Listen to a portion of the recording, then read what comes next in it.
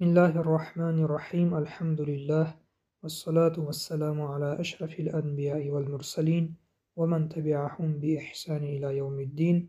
السلام علیکم و رحمت الله و برکاته.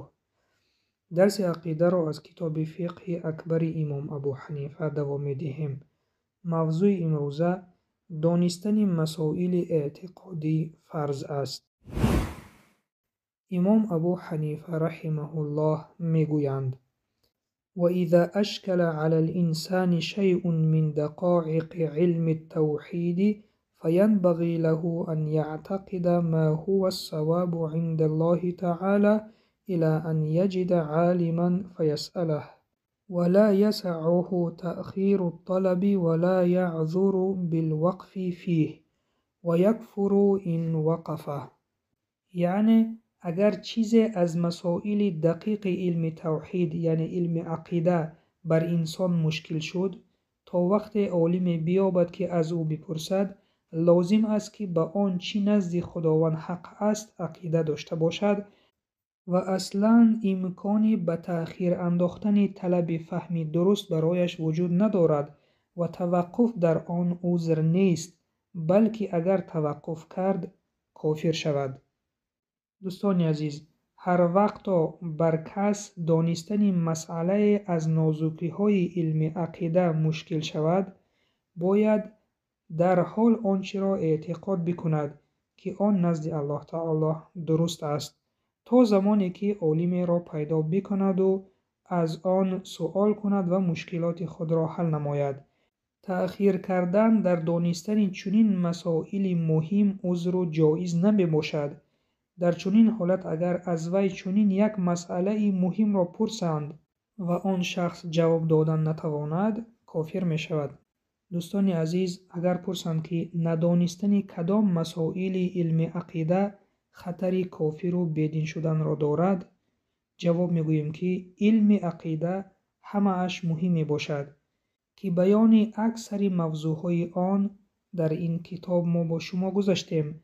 برای مثال، از شخص پرسیده شود که آیا خدا زن و فرزند دارد، یا پرسیده شود تو خدا را عبادت میکنی یا پیامبر را، یا پرسیده شود که به پیامبران بنی اسرائیل ایمان داری یا نه، و شخصی پرسیده شده به این سوالها جواب دادن نتواند یا خطا جواب دهد، در این دو حالت از دین خارج میگردد.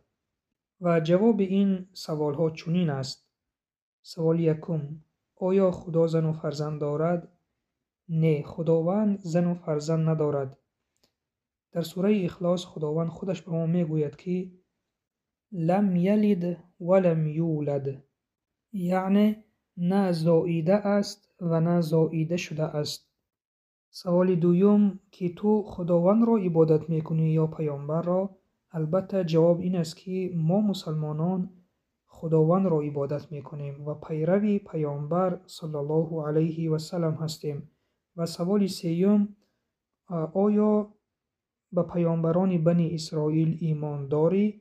جواب درست این است که بله، به همه پیامبران از آدم علیه السلام تا محمد صلی الله علیه و سلم به همه اشان ما مسلمانان ها باور داریم و همه آنها به سوی یکه پرستی، یکه خدایی دعوت میکردند و در مسائل علم عقیده و توحید همه پیامبران به یکه پرستی، به یکه و یگانگی بودن خداوند دعوت میکردند و خداوند را عبادت میکردند. هیچ یکی از پیامبر فرزند خدا نیست و هیچ پیامبری نگفته است که من فرزند خدایم.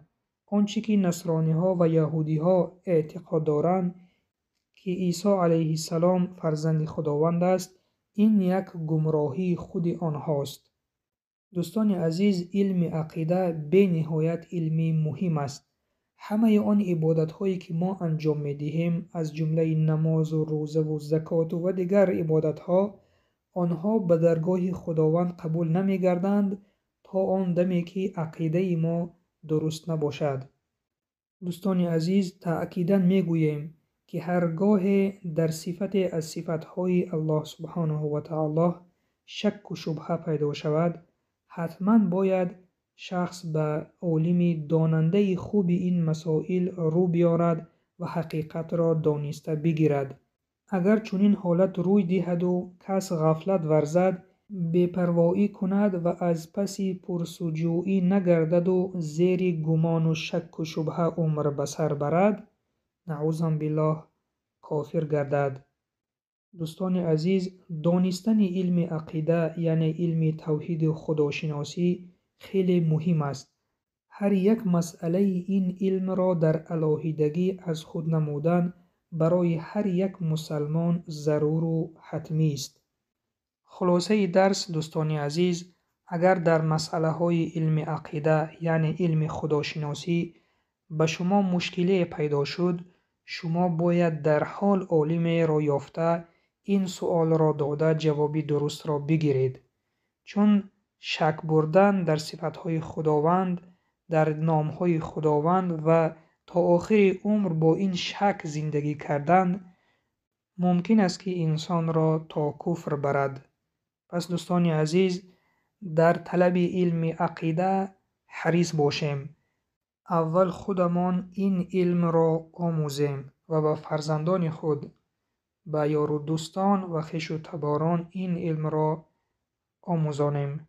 سبحانك اللهم و بحمدك نشهد ان لا اله الا انت نستغفرك و نتوب الیک. السلام علیکم و رحمت الله و برکاته.